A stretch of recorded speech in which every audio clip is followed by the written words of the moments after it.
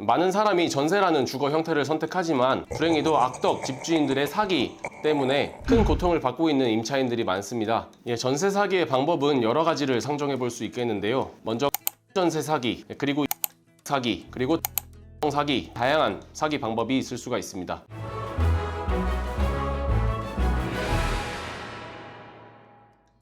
네, 안녕하십니까, 이성우 변호사입니다. 전세 사기는 최근 몇 년간 우리 사회에 아주 큰 문제로 대두되고 있습니다. 많은 사람이 전세라는 주거 형태를 선택하지만 불행히도 악덕 집주인들의 사기 때문에 큰 고통을 받고 있는 임차인들이 많습니다. 네, 오늘은 전세 사기에 대해서 알아보려고 합니다.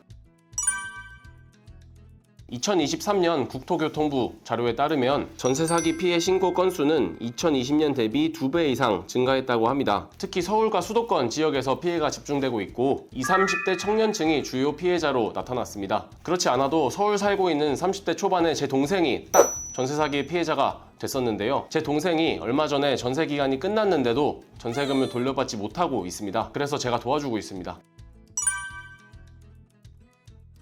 전세 사기의 방법은 여러 가지를 상정해 볼 수 있겠는데요. 먼저 깡통 전세 사기. 전세 보증금이 매매 가격에 이르거나 매매 가격을 넘어섰을 때 아무리 집을 팔아봤자 전세 보증금보다 적은 금액이기에 그냥 전세금을 안 돌려주는 방법이고요. 그리고 이중계약 사기. 하나의 집에 같은 시기에 2명 이상의 임차인과 계약을 해서 보증금을 편취하는 방법이 있을 수가 있겠습니다. 그리고 담보 설정 사기. 전세 계약으로 인해서 발생하는 보증금 우선 변제권보다 더 앞서는 저당권 이런 걸 설정해서 집이 담보로 넘어가봤자 남몰라라 하는 상황이 있을 수가 있습니다. 그 이외에도 위조된 서류를 이용한 사기라든지 가짜 집주인을 이용한 사기라든지 등 다양한 사기 방법이 있을 수가 있습니다.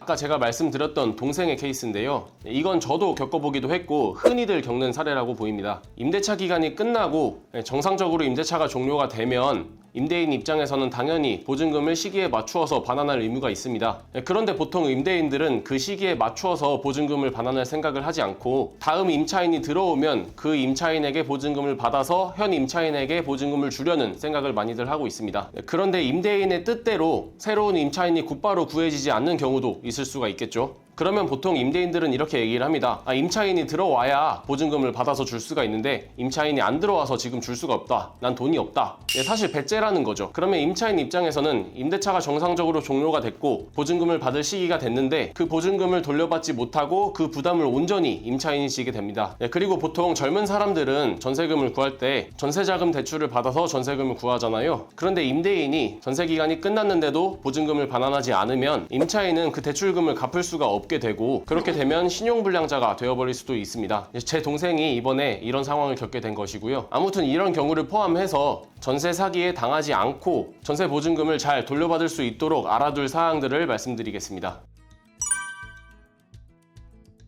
일단 첫 번째로는 대상 부동산의 집값을 알아두는 게 필요합니다. 깡통 전세 대비를 위해서입니다. 보통 전세 보증금이 매매가보다 낮은 이유는 혹시 임대인이 보증금을 돌려주지 못할 때에는 집을 팔아서라도 보증금을 돌려받기 위함인데 만약 전세 보증금이 매매가보다 낮아버리면 그 집을 팔아서 우선 변제를 받아봤자 충분히 전세금을 돌려받지 못하게 되는 경우가 발생합니다. 따라서 매매가에 비해서 전세 보증금이 너무 높은 게 아닌지 한번 확인해 볼 필요가 있습니다. 그리고 두 번째로는 입주, 전입신고, 확정일자 이렇게 세 가지를 꼭 기억해 두시기 바랍니다. 먼저 입주하고 전입신고까지 하면 대항력이라는 게 발생합니다. 대항력을 쉽게 말하면 집이 새로운 집주인에게 넘어가게 되더라도 그 새로운 집주인에게도 임대차의 효력을 주장할 수 있는 걸 의미합니다. 그리고 입주 전입신고에 더해서 확정일자까지 받게 되면 우선변제권이라는 게 또 발생합니다. 우선변제권은 그 집이 경매에 넘어가게 됐을 때 그 경매 대금에서 우선해서 변제받을 수 있는 권리를 의미합니다. 이 대항력과 우선변제권은 아주 중요하기 때문에 입주, 전입신고, 확정일자를 모두 맞춰서 대항력과 우선변제권을 꼭 확보해 두셔야 합니다. 세 번째로는 입주, 전입신고, 확정일자를 모두 받은 날의 다음 날 이후부터 등기부를 확인해 봐야 한다는 점입니다. 주택임대차보호법 등 법률에 의하면 앞서 말씀드린 대항력, 우선변제권은 입주, 전입신고, 확정일자를 모두 받은 날의 다음 날 0시부터 발생하게 됩니다. 이 말이 무슨 말이냐 하면 내가 입주, 전입신고, 확정일자를 모두 받았는데 그 날에 집주인이 그 집에 대해서 또 저당을 잡아버렸다 한다면 그 저당권의 효력이 내 대항력과 우선변제권보다 우선하게 됩니다. 왜냐하면 저당권의 효력은 바로 발생하게 될 텐데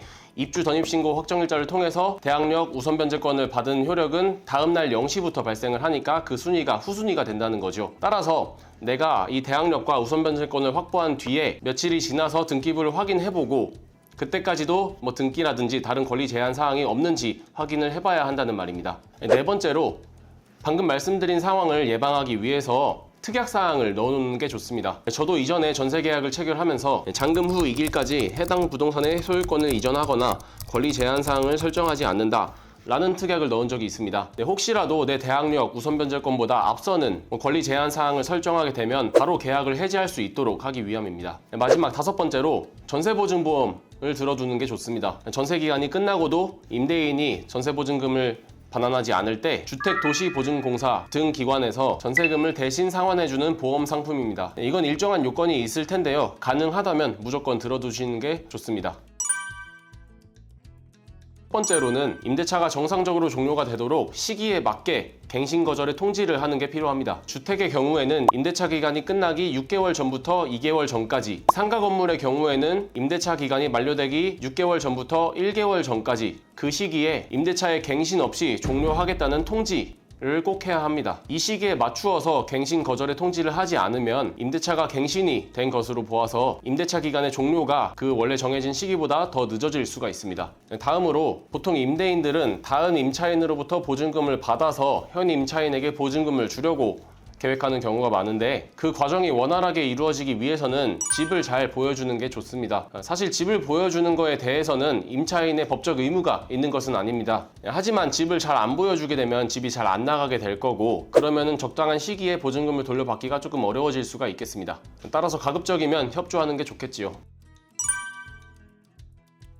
첫 번째로 임차권 등기 명령을 신청해야 합니다. 아까 말씀드렸던 대항력과 우선 변제권은 입주, 전입신고, 확정일자 이 세 가지가 모두 유지되고 있어야 그 효력이 유지됩니다. 그러므로 만약에 이사를 해버리거나 아니면 주민등록을 옮겨버리거나 한다면 그 요건이 충족되지 못하기 때문에 그 효력을 잃게 될 수가 있습니다. 그렇게 되면 보증금을 반환받기가 더 어려워질 수가 있겠죠. 하지만 보통 전세기간이 끝나면 이사도 해야 되고 전입신고도 새로 옮겨야 될 텐데 그렇다면 임차권 등기 명령을 신청하면 됩니다. 임차권 등기 명령을 신청해서 임차권 등기가 된 이후에 이사를 하게 되면은 기존에 확보해둔 대항력과 우선 변제권이 유지가 되도록 규정이 되어 있습니다. 그리고 한 가지 더 체크할 사항으로 법적으로 보증금 반환 의무와 임대차 목적물 반환 의무는 동시이행 관계에 있습니다. 이 동시이행 관계가 있으면 어느 한쪽에서 이행을 하지 않으면 다른 한쪽에서 이행을 하지 않아도 지체 책임이 발생하지가 않습니다.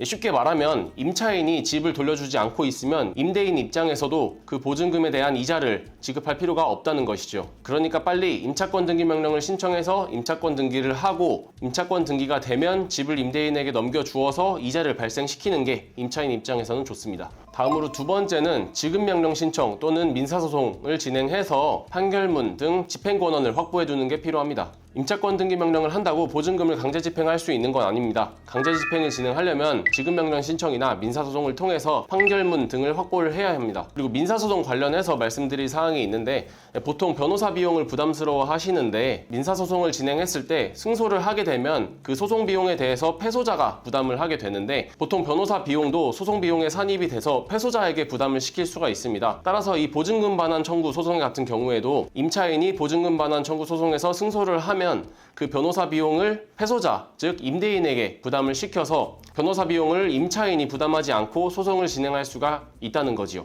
다만 소송 비용으로 인정되는 변호사 비용이 무한정 인정되는 것은 아닙니다. 보통 대략 소가의 10% 정도가 인정된다고 보시면 되는데요. 그래도 임대차 보증금의 경우에는 대부분 최소 수천만 원에서 수억 원 정도는 되기 때문에 그 10%를 계산해도 그래도 몇백만 원 정도는 되니까 충분히 몇백만 원의 변호사 비용을 소송 비용으로 인정받아서 상대방에게 반환받을 수가 있게 됩니다. 마지막 세 번째로 만일 임대인이 개털인 경우에 그런 경우에는 형사 고소를 고려해 볼 만합니다. 임대인이 개털인 경우에는 아무리 민사소송을 진행해서 판결문을 받아봤자 강제 집행을 해도 돈을 받아내기 어려울 수가 있습니다. 승소를 해봤자 무의미한 거죠. 하지만 형사 고소를 진행을 해서 사기죄가 인정되면 임대인은 구속될 위기에 처해질 수가 있고 그러면 구속을 면하기 위해서 합의 시도를 하게 될 겁니다. 주변에 가족들로부터 돈을 구하든 친구들로부터 돈을 구하든 돈을 구하기 마련이거든요. 따라서 임대인이 개털이더라도 이 사기죄로 처벌을 앞두게 된다라고 한다면 합의금조로 돈을 마련해서 임차인에게 지급하게 될 여지가 있습니다. 네, 전세 사기는 단순히 개인의 문제라기보다는 사회 구조적인 문제도 있다고 봅니다. 부동산의 불안정성이라든지 법적 제도의 미비, 경제적 불평등 등 다양한 요인들로 인해서 전세 사기가 발생하고 있는 거라고 봅니다. 따라서 이 문제를 해결하기 위해서는 정부, 임차인, 임대인, 공인중개사 등 모든 이해관계자의 공동의 노력이 필요하다고 보고요. 임차인 입장에서는 이에 당하지 않도록 미리 공부를 좀 해두고 알아두실 필요가 있다고 생각합니다. 따라서 본편 영상을 잘 살펴보시고 또 필요한 일이 있을 때 찾아보시기를 권해드립니다.